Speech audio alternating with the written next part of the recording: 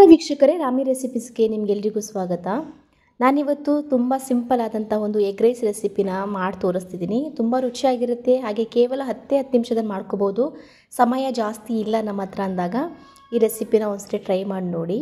ಹಾಗೆ ಒಂದು ಬೌಲಿಗೆ ನಾನಿಲ್ಲಿ 4 ಮೊಟ್ಟೆನ ಒಡೆದಾಕೋತಿದ್ದೀನಿ. ಇದಕ್ಕೆ ಸ್ವಲ್ಪ ಉಪ್ಪನ್ನ ಸೇರಿಸ್ಬಿಟ್ಟು ಮೊಟ್ಟೆನ ಚೆನ್ನಾಗಿ ಬೀಟ್ ಮಾಡ್ಕೋಬೇಕಾಗತ್ತೆ. ಈ ರೀತಿ ನಾನು ಈ ಬೀಟರಲ್ಲಿ ಬೀಟ್ ಮಾಡ್ಕೋತಿದ್ದೀನಿ. ಇದಾದಮೇಲೆ 1 ಗ್ಲಾಸಷ್ಟು ಅಕ್ಕಿಯಲ್ಲಿ ನಾನು ಅನ್ನನ ಮಾಡಿ ಇಟ್ಕೊಂಡಿದ್ದೀನಿ ಮುಂಚೆನೇ. ಈ ರೀತಿ ಉದುರುದ್ರಾಗಿರಬೇಕು. ಹಾಗೆ ಒಂದು ಕಡೆಗೆ 3 ಟೇಬಲ್ ಸ್ಪೂನಷ್ಟು ಎಣ್ಣೆನ ಹಾಕಿದ್ದೀನಿ. ಎಣ್ಣೆ ಬಿಸಿ ಆದಮೇಲೆ 2 ಈರುಳ್ಳಿನ ಕೂಡ ಚಿಕ್ಕದಾಗಿ ಕಟ್ ಮಾಡಿ ಸೇರಿಸ್ಕೊಂಡಿದ್ದೀನಿ.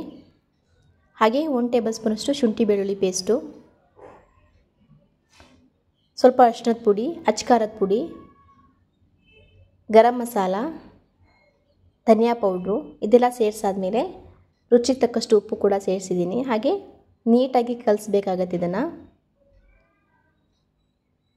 ಇದೆಲ್ಲ ಎಣ್ಣೆಯಲ್ಲಿ 1-2 ನಿಮಿಷ ಫ್ರೈ ಆಗಬೇಕು. ಈ ರೀತಿ ಫ್ರೈ ಆದಮೇಲೆ 1-2 ನಿಮಿಷ ಆದಮೇಲೆ ನಾನು ಬೀಟ್ ಮಾಡಿ ಇಟ್ಕೊಂಡಿರುವಂಥ ಮೊಟ್ಟೆನ ಸೇರಿಸ್ಕೊತಿದ್ದೀನಿ.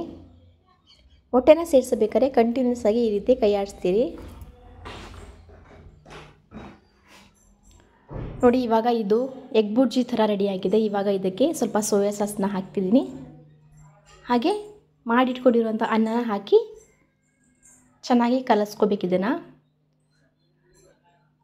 ನೀಟಾಗಿ ಮಿಕ್ಸ್ ಮಾಡಾದಮೇಲೆ ಕೊನೆಯದಾಗಿ ಸ್ವಲ್ಪ ಕೊತ್ತಂಬರಿ ಸೊಪ್ಪು ಕೂಡ ಇದಕ್ಕೆ ಹಾಕ್ತಿದ್ದೀನಿ. ತುಂಬ ರುಚಿಕರವಾದಂಥ ಎಗ್ ರೈಸ್ ರೆಡಿಯಾಯಿತು. ನೋಡಿ ಎಷ್ಟು ಬೇಗ ಆಯಿತು ಅಂತ ನೋಡಿದ್ರಲ್ಲ. ಒಂದ್ಸರಿ ಟ್ರೈ ಮಾಡಿ ನೋಡಿ, ನಿಮಗೂ ಇಷ್ಟ ಆಗುತ್ತೆ. ಎಗ್ ರೈಸ್ ಆದಮೇಲೆ ಅದರ ಜೊತೆಗೆ ಏನಾದರೂ ಇರಬೇಕು ಸೈಡಿಗೆ. ಹಾಗಾಗಿ ಎಗ್ ಹಾಫ್ ಬಾಯ್ಲ್ನ ಮಾಡಿದ್ದೆ. ತುಂಬ ರುಚಿಯಾಗಿತ್ತು. ಇದರ ಜೊತೆಗೆ ರೆಸಿಪಿ ಇಷ್ಟ ಆದರೆ ಲೈಕ್ ಮಾಡಿ, ಕಮೆಂಟ್ ಮಾಡಿ, ಚಾನಲ್ ದಯವಿಟ್ಟು ಸಬ್ಸ್ಕ್ರೈಬ್ ಮಾಡ್ಕೊಂಡು ನೋಡಿ.